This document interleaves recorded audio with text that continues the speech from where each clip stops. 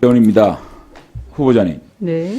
저는 문재인 대통령이 법무장관에 추미애 후보자를 추천한 걸 보고 지명을 하는 사람이나 수락을 하는 사람이나 정말 이쯤 되면 막 가자는 거 아닌가라는 생각을 했어요. 선거를 앞두고 아무리 중앙선거관리위원회 상임위원을 자신의 캠프 특보를 임명하고 선거를 총괄 지휘하고 그 검찰의 인사권과 수사 지휘권을 갖고 있는 법무장관에 가장 정파에 충실하고 당파적인 정치를 해왔던 추미애 의원을 임명하는 거 노골적인 관건 선거하는 거 아닌가. 하물며 말이죠. 정세균 국회의장을 국무총리로 데려가는 삼권 분립도 없고요. 이 나라는 오로지 문재인 황제 폐하만 있는 것이 아닌가. 이제 우리 국민들은 김명수 대법원장을 청와대 비서실장으로 데려가는 그 꼴 보는 거 남은 거 아닌가 저는 생각이 들어요. 창피함도 없고 염치도 없는 정권이라고 저는 생각을 합니다. 또 하나, 지금 윤석열 검찰총장이 살아있는 권력에 대한 수사를 하고 있습니다. 추미애 후보자가 장관 자리에 가면 이 검찰 수사팀을 해체할 수 있는 인사권을 가지고 있습니다. 제가 왜 이런 얘기를 드리느냐 한번 보시죠. 추미애 의원께서 얼마나 상대당을 적대하고 증오의 정치를 했는지. 자유한국당은 자유당 시절의 독선 정치, 유신 시절의 독재 정치, 한나라당 시절의 도끼 정치 당장 끝내야 한다. 제1야당을 이렇게 적대하고 증오하는 발언을 일삼아왔습니다. 자유한국당은 빨간 옷을 입은 청개구리다. 사과할 생각 없습니까? 이런 분이 법무장관?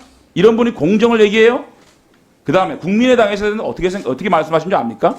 박지원 의원님, 안철수 전 의원에게 국민의당 제보조작 사건 당시에 머리 자르기다, 큰 머리 자르기다 이런 발언 서슴지 않았습니다.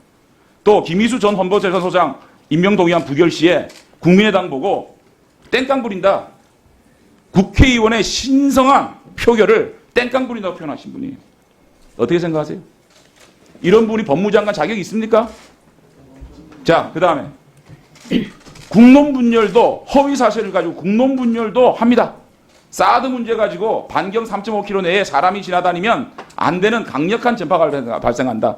메르스 공포는 일시적이지만 사드 공포는 영구히 남는다. 사드 괴담을 퍼뜨린 분이에요. 그 다음에 넘겨보세요. 박근혜 대통령 피부 미용을 왜 2천억 원 이상 썼다? 이건 명백한 허위사실 아닙니까? 넘겨보세요. 또 이번에 계엄령 사건 무죄 났죠? 박근혜 정부의 계엄령 검토는 예나 지금이나 팩트다. 반헌법적 중범이다.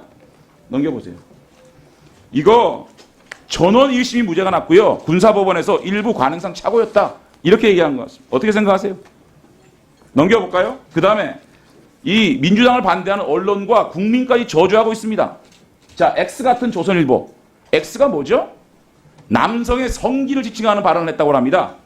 이회창이 이놈, 동아일보 기자에게 사주 같은 놈, 이런 발언을 하는 이런 적대적 정치를 해왔던 가장 당파에 충실하던 그런 국회의원이 공정을 얘기하는 법무장관이요? 자, 답변해 보시죠. 사과할 건 하시죠. 네. 위원님께서 우려하시는 말을 잘 이해하고 있습니다. 그러나 제가 국회의원으로서 또는 정당의 대표로서 정치적으로 서 있었던 입장과 자, 앞으로 어떻게 할 것인가는 과거에 추미애 후보자가 어떻게 했느냐가 증명하는 거예요. 자, 답변 나중에 하시고요. 그 다음에 그 1억 문제 얘기합시다. 그러면 언제 한국심장병재단과 한국백혈병 어린이재단에 기부했습니까?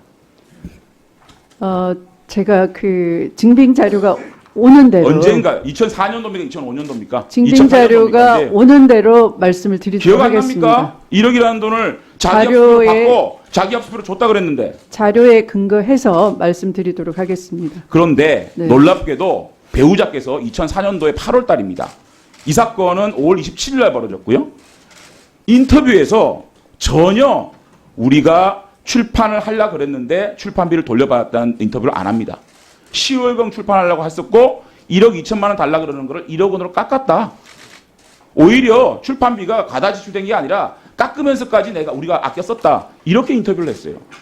그러면 2004년 8월 달까지는 돌려받지 않았다는 얘기입니다. 그리고 판결문에 보면 출판을 전제로 판결문에 무죄가 난 거는요. 이 출판비를 지불한 것이 정치활동의 범주에 들어가냐 안 들어가냐의 판결이었지 이 출판을 했느냐 안 했느냐의 판결이 아니었어요. 저는 중요한 거는 추미애 후보자가 언제 이 출판비를 회수했고 또 언제 주었느냐가 굉장히 중요합니다. 왜냐? 이 출판을 전제로 재판에 임했기 때문에 후보자의 배우자가 재판에서 법정에서 검찰에서 허위 진술과 거짓을 통해서 무죄를 받았다는 저는 이런 것과도 연계되어 있다고 생각합니다. 그렇기 때문에 우리 후보자께서는 1억을 언제 받았고 언제 줬는지가 굉장히 중요하고요. 간단하게 한국심장병재단입니까? 그 다음에 한국백혈병 어린이재단인가? 간단하게 알 수 있어요. 왜냐하면 상속세 및 증여세법에 따르면요. 받은 그 기부금을 받은 재단은 관할 세무서에 신고를 하게 되어 있습니다. 제50조에 공익법에는 2년마다 출연받은 재산의 공익목적 사업 여부에 대해서 세무 확인을 해야 되고 관할 세무서장에게 보고해야 됩니다. 그러면 후보자가 언제 이 심장병재단에 기부했는지 관할 세무서 이를테면 한국심장병재단과 백혈병 어린이재단 여기에 어느 동에 있습니까? 어느 구에 있어요 이게? 그것만 알면 관할 세무서에 분명히 아주 간단하게 이분들이 선고를 했을 겁니다. 그죠? 알 수 있거든요. 너무 쉽게 알 수 있어요 지금. 그리고요 지금 자기합수표라는 것도 믿을 수가 없는 게 자기합수표는 발행자가 동의를 해야만 이것이 금융권에서 자료 제출 받을 수가 있어요.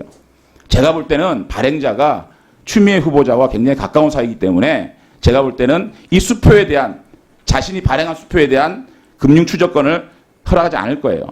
이 수표는 그분이 허락하지 않으면 계좌가 나오지가 않습니다. 어떻게 쓰여있는지.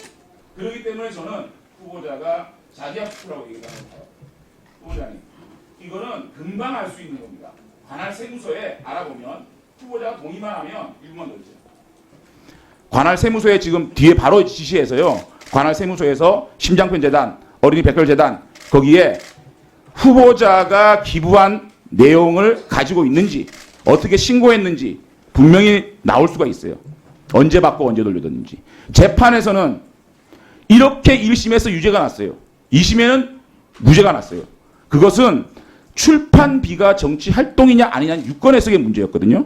그러면 1심에서 아주 쉽게 무죄를 받을 수가 있었어요.